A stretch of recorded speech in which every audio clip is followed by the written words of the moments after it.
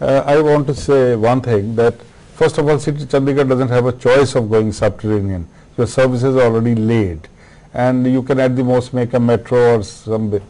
It's almost built, Chandigarh. You can't, put down the buildings. Second point, I think in a way we are getting overly alarmed about the surrounding townships, layers, rings, because eventually the way I see it is that these satellite townships will develop as very vibrant like Gurgaon's, and Chandigarh will be something like Lutyens Delhi, and it will remain. In fact, it started as a magnet which propels or attracts. Eventually the magnets will shift away from Chandigarh, and Chandigarh will already the new census shows the rate of growth. But see, the danger is that if you remember, almost all sectors in Chandigarh are self-sufficient. But you look at areas like Zirakpur, for example. I don't think Zirakpur as a unit is self-sufficient at all. They are dependent on Chandigarh or the other nearby areas. Because Zirakpur, unlike Panchkula and Mohali, which are certainly planned extensions, but Zirakpur is a urban nightmare, and that's going to be the biggest millstone around Chandigarh's neck. But when they talk about places like Mullampur, they're only talking about the residential areas. Are they talking about the commercial establishments there? Are they talking about the shopping malls there? I think they are. Yeah. The only thing they're missing is that no one is building for the poor and the have-nots. That is the big problem. You see, there, because all these Gamada, dream merchant kind of thing is Chandigarh planned even at that time for the at least. Now the other thing is, a lot of these Chandigarh sectors are a mix of the residential, the commercial and the shopping areas. This is unlike some of the cities like, let's say, Washington DC, where the heart of the city is primarily commercial and most of the residential areas are thrown on the outskirts. So is that the way forward? I don't think that's quite correct. You see, the sector, the shopping area within the sector is only for daily needs. It's not really a big commercial thing. And if you go to any neighborhood in Washington or whatever, they also have their shops and restaurants and everything. They're walking distance. In fact, much better integrated than in Chandigarh. Now we've been hearing about the metro rail for many years. Do you think it's already a bit late now? No. I don't think it can be too late. I think the big problem is that in fact for Chandigarh itself, to the extent that people are expecting that the metro will solve the traffic problems, for within the master plan area, the density is so low and the distances are so short that it will not make any sense for people to get on the metro. So it's not going to deal with the local traffic problems. No, actually the metro makes sense because of what is happening around Chandigarh. It will make sense for people from Panchkula, from Chandi Mandir, from Pinjore, from Mohali, and all those areas. No, when I say it is already a little too late, I mean the construction would have been much easier had it come in maybe, let's say, 10 years ago. No, but look, they built it in Delhi, they built it in Calcutta. But it caused a lot of inconvenience when they built it in Delhi. The problem is that when you don't have the people, it doesn't make sense to have the metro. Even now, I think the biggest problem is its economic justification. It's so expensive. 360 crores per kilometer for the underground. How much can you afford? And does, economically, metro within Chandigarh cannot be justified. George, talking of another issue, we've been hearing that Chandigarh lacks a soul. Even you've written about it, though I think, as Professor Watt said, that things are changing. Do you think the city still lacks a soul? Well, for one, the city really doesn't have a center. Maybe 17th sector is a center. And sometimes cities need a center. It's not a prescription that every city should have a center. But it allows people to, get together somewhere. It also has the lacuna of not a very vibrant, active cultural life. So that is sometimes, regarded as soulless, being soulless. Because, you have an active cultural life, you have an active museum-going community, you have, some of those other trappings of society that keep the fabric together in a celebratory mode that really makes the city vibrant.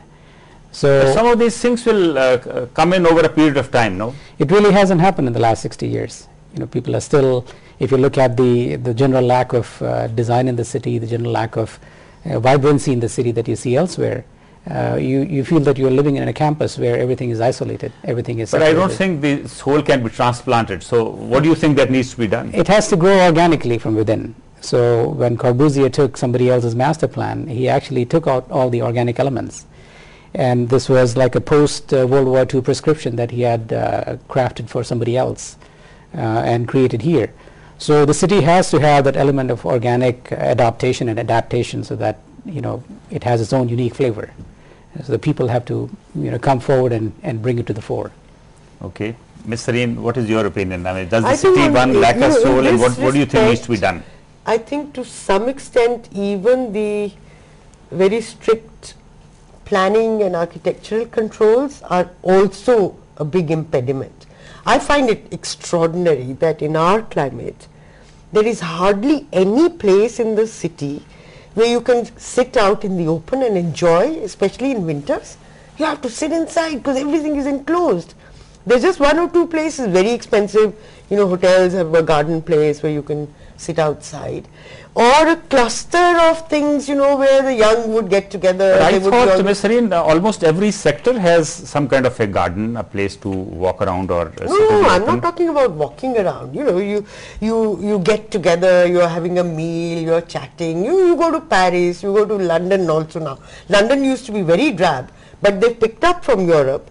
And you sit the cafes. That's where a lot of the interaction, socializing. But some of this takes I thought place. could be done in maybe sector 17 or sector No, but 34. who's going to permit it? I mean, they're kicking up a fuss because in the Leisure Valley, you know, what was supposed to be an amphitheater, Sitco has made this little restaurant, Yeah. which I actually quite enjoy. You know, it's cheap, it's nice food, but it's more the ambience. You know, you can sit outside in winter, it's a wonderful place. But everyone is saying it's illegal, it's violation, they've broken it, and they'll probably kill it. I think we need more of that, you know, because museums don't just exist. I mean, it's part of going to museums and art and culture and It's all a that. You lifestyle, know, walking around, you interact, you enjoy. So good do you food. also agree with Ms. Sareen No, that the city no, lacks no. a soul and we need to No, relax a little bit on our you standards know, and I don't entirely restrictions? agree with both of them because I have spent also grown with the city. In fact, I am one of the original Older than you. immovable properties of Chandigarh. But coming to the point, first of all, the city, coming to this outdoor cafes thing, it was planned in Sector 17. Okay. You know, there was this proposal. But then we have many problems which are not there in the European developed world, because, you know, the hygiene thing, you know, when you start serving food outside, Oh, but that there is no, I mean, just I matter mean, of to regulation. put it on record. all that can be Because- regulated. No, Yeah, just, this is that's my all, minor just issue, just to regulation. put it on record. They tried, the lake has to some extent. The city is only 60 years old, and it's like an infant in the lifespan of cities and civilizations. The Chandigarh, I think, with the government, sort of inputs, it is developing its own ethos and the youth, we don't have any old festivals, but they are making Rose Festival, Carnival, and you find when you go to the Sukhna Lake and the plazas of Sector 17, if they are not vibrant, then I think beyond that it's going to be cacophony. You know, already they are. And a lot of these, the Rose Festival and all these are a very big draw actually. They are in fact such a big draw that it's a crowd management problem. And look at the lake. You go on the weekends, which is a pedestrianized But area. you know, those are totally government events. No, people will evolve. People are No, like but Ramleelas. You Now, had this one in the detail. West Just Indian hold- just hold Festival on, just hold in on. Notting Hill. Ramleela, It's the people who are in just hold on. control. Ramleela is not a government thing. That And is- that every is so. sector has a competition, and that, of course. that's a totally a people thing. It's not elitist. We don't go there. Similarly, there are certain other things. Mohalla committees are becoming active. And we in our Lodi, there are things, give it time. So some of these things are actually They'll take evolving. time. Ms. Sareen, another thing which a lot of people have pointed out is that when Chandigarh was built, it did not provide for facilities for the poor, the downtrodden. And even in the periphery now, whatever construction is taking place, they're not really catering to the BPL, below poverty line families. I know it's sad. I mean, my whole work on Chandigarh's planning was really analyzing why, despite it being a planned city, you know, it still had slums. And the fact is... So what do you think that needs to be done to ensure that there is place even for the poor, the downtrodden, the BPL families? Well, that needs to be integrated in the planning. You need to provide much smaller plots, cheaper housing, and recognize that a significant percentage of your population is going to be that. The other day we were being told that finally in the Gamada area, they made it a condition that 5% EWS, EWS means economically weaker section housing has to be provided. 5%! You know, I mean that, and maybe this 5% needs to be raised to about at least 20-25%. You see what happened with this Marble Arch. They were supposed to provide so many EWS. And they haven't actually. They pretended they had. So now they're in a litigation problem because they a 4-bedroom flat, they showed, you know, one room as an EWS, another as an EWS, and basically intending to sell it as a 4-bedroom flat. So that's the sort of cheating which goes on. And it has, well, now Government of India policies actually make it mandatory. So maybe on the occasion of Le Corbusier's birth anniversary, we all need to build pressure that you know, facilities are created for the poor and the downtrodden. Yes. Thank you very much for joining us in the discussion.